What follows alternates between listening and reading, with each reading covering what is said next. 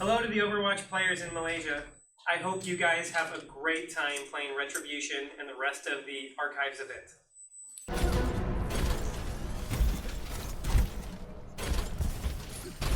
Everything that is in Retribution was designed specifically for Retribution for that game mode. And we put a lot of work into getting it to play the way that it does. We actually started work on the event last year.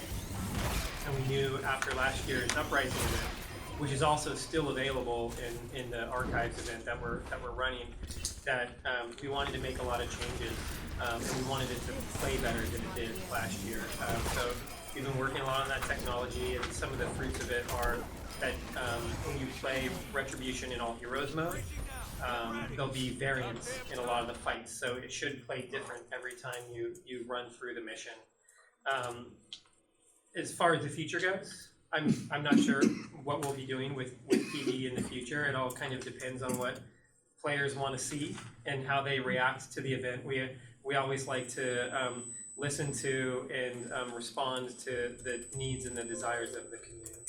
The assassin animation in that unit was done specifically for Retribution, and the entire group of people that you're fighting for, Talon, every one of those units is new, from the model to the textures, the sound, the art, the effects. Everything that we did for Retribution is completely new from scratch. It takes place in a new map, the Rialto map, and that map is actually going to be featured shortly after the launch of Retribution and the Overwatch, or the Archives event, sorry. It's going to be featured as a PvP map as well, and that's completely brand new. So everything there is new, and like the team has put their heart and souls into it over the last several months. So I think it's all going to it has amazing gameplay, and I think that players are really going to love it. I think that's an awesome idea to be able to do something like that. There's not anything, we don't have anything currently announced for another PvE game mode for us. We do have other ones throughout the year. The Halloween event that we have features the Junkenstein brawl, and that's another PvE thing, and I think it's a ton of fun. I hope players like it too.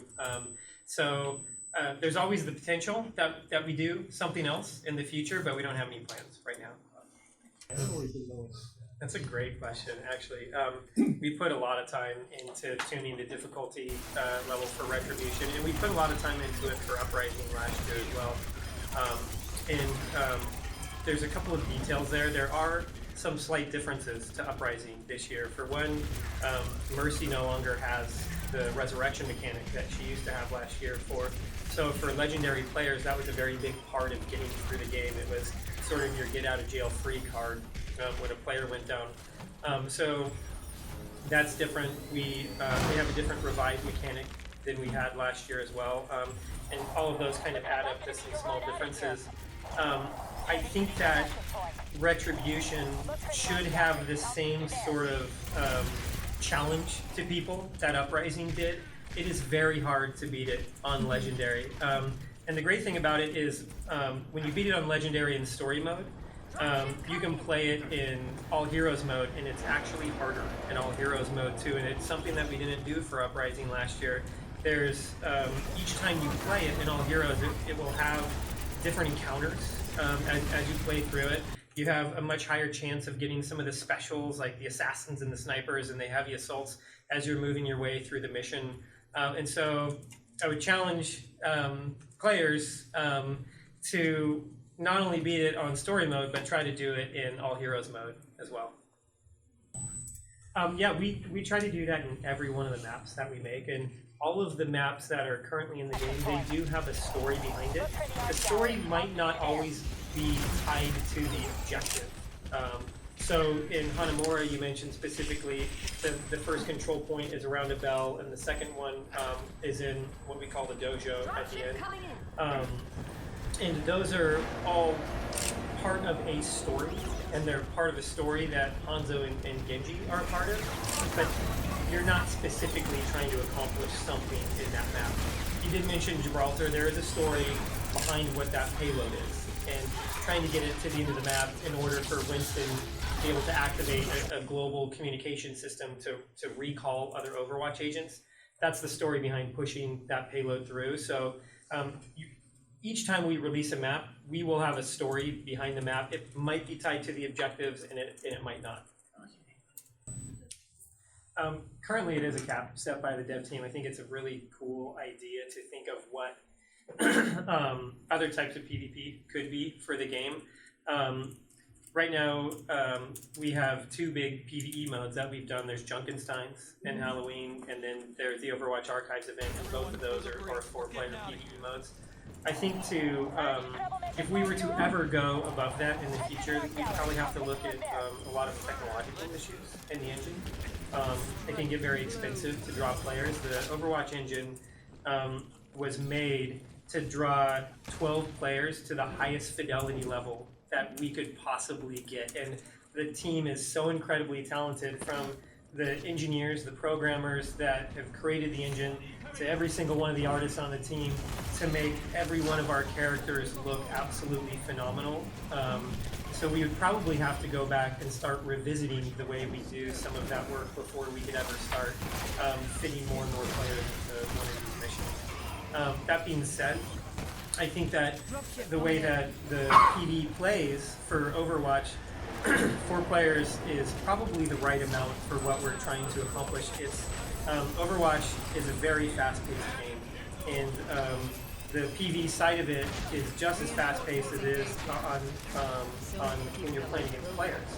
And so you always want to have a team working together as much as possible, and you want to be able to read everything that's happening in the fight in front of you at an instant, if you can. And right now, with 4 players on PvE, I think it's probably the best way to do that. Okay. 12 characters. 12 characters. Yeah, more players you have, the fewer AI units you could have. So it also includes the AI. Yeah, if we had 12 players on screen, you'd fight against maybe one AI unit. Wouldn't be as fun. Maybe it's that would definitely be a big challenge for us to do. I think something like that sounds really cool, but it's not something we're talking about right now. I think it's probably going to be fairly equivalent, and it's really tough to read these stats sometimes. I have a feeling part of the reason why the win rate for AI is so high is as you play through the story, you'll continually try to challenge yourself and beat harder and harder difficulty levels. And sometimes it might take you 5, 10, or even more times before you can beat it on the hardest difficulty level, because you really need to become an expert in that actual game mode. It's really interesting. This is a bit of a tangent, but it's really interesting when we were developing both Uprising and Retribution. There's a design challenge there where you're creating a mission for people to introduce them to all of the enemy types that they're going to be playing, yet at the same time you want it to be fun for them to play multiple times in a row. And it's sort of like trying to mash the very first level of a game with the middle or last level of the game all at the same time. And usually the first level of the game, it can, because it's so easy, it's not as exciting as some of the other ones. And so we spent a lot of time trying to get it to where we ramped up the difficulty level slowly for players, so that as you first started playing it, you weren't overwhelmed by what you were experiencing. But at the same time, we made it hard enough to where you could play this thing 10 or 15 times without being able to beat it on the hardest difficulty level. And that was a real challenge for us on the Overwatch team. But I think we got it right at the end. You can let me know what the stats are next year. I think we get a lot of feedback on skins and the loot box system in general, and I think a lot of it stems from one of the desires that you have, which is to either see your player or interact with it more. And one of the cool things about that is how much people love the characters and love the skins that they have equipped. And right now, one of our biggest priorities is to continue giving those types of content to players. And in the Archives event, we have 8 new legendary skins that you'll be able to get, and I think that all of those are pretty amazing. There are ways of expressing yourself in game. If you, it sounds like you play a lot, so you know, like with different emotes, there's always ways to see what you're wearing, and a lot of the, I think the pleasure that I get out of using skins is to just show other people on my team and on the enemy team what it is that I've acquired and what it is that I love about my particular character. I think it would be really nice to have other types of rewards and loot boxes, and it's things that we talk about on the team. If there's things that you or any of your players think would be a great thing to have in the loot box, we would love to hear it. It's kind of funny to bring up Uprising because Orisa is a brand new hero, even though you did see a version of her in Uprising, but the actual hero, Orisa, was just created very recently in New Bonnie. So I think that the team we have a value of trying to create heroes and also maps and different pieces of lore that touch on Overwatch's past, because I think it's a very exciting time for our story. But also, we do want to keep things fresh and create heroes in the present at the same time. We will keep doing that, and as the storyline of Overwatch progresses, we will have heroes that we introduce to either go along with that or to push it. Thank you. That's a great question, actually. So May is someone that we've identified as needing a little bit of work, and if you have been following along recently, there's actually changes to May on the PTR right now. She's a really tricky character to get right. When you create games like this, you do have heroes that are easier and harder just from a game development side to get right. And May is definitely one of those for us. And one of the reasons why is when she becomes really powerful, she can also become very frustrating to play against because of her CC abilities. And so we're trying to find just the right balance between May feeling powerful, but not being really frustrating to play against all at the same time. And so that's probably why you see us making smaller changes to her, because the balance for a hero like this, I think, really is like a razor's edge to get it just right. And so I'm hoping that some of the changes that we have on the PTR are enough to push her into that area. If it's not, we will keep working on her. I hope that we've proven to the community that we will do that. Right before I came to this interview, I came from our design area where they were running a Symmetra playtest.